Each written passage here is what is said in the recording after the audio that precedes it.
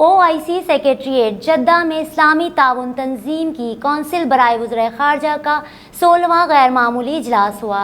اس اجلاس میں اسرائیلی وزیر اعظم کے بیان پر تبادلہ خیال کیا گیا۔ مزید تفصیلات جانیے جدہ سے ذکیر بھٹی کی اس رپورٹ میں۔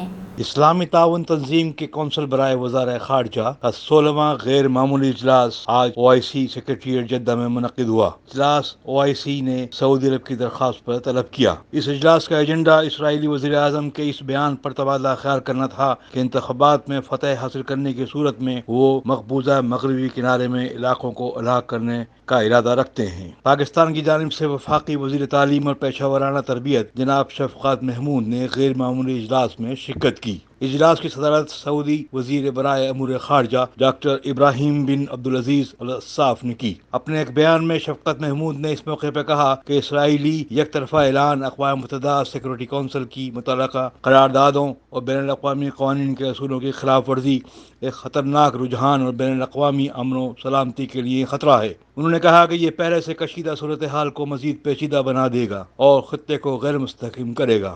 شفقت محمود نے OIC ممبران اقوام متحدہ اور عالمی ادارے سے اپیل کی ہے کہ وہ فلسطین اور القدس الشریف کے عوام کے ساتھ اپنی ذمہ داریوں کو سمجھیں اور نبھائیں۔ انہوں نے مزید کہا کہ اقوام متحدہ اور OIC ممبران کو انتخابی مہم میں پارٹی نعرے کے طور پر استعمال ہونے والے اس طرح کے غیر ذمہ دارانہ اعلانات کی مذمت کرنی چاہیے جو خطے میں امن کو خطرے میں ڈال سکتا ہے۔ شفقت محمود نے کہا کہ فلسطین اور کشمیر کے عوام بہت سی چیزیں مشترک ہیں۔ دونوں نے 7 دہائیوں سے قبضے کی تاریخ شیئر کی ہے۔ بین الاقوامی قانون کے تحت ان کے حق خود ارادیت کو پامال کیا جا رہا ہے۔ ان دونوں کو اجتماعی سزائیں، ریاستی دہشت گردی اور ناقابل بیان مصائب کا نشانہ بنایا گیا ہے۔ ان کے جائز حقوق کی جدوجہد کو دہشت گردی کا نام دے کے اسرائیل اور ہندوستان نے جبر کے ذریعے دنیا کی توجہ ہٹانے کی کوشش کی ہے۔ ان کے بنیادی حقوق اور آزادیوں کو پامال کیا ہے۔ DNN نیوز سعودی عرب۔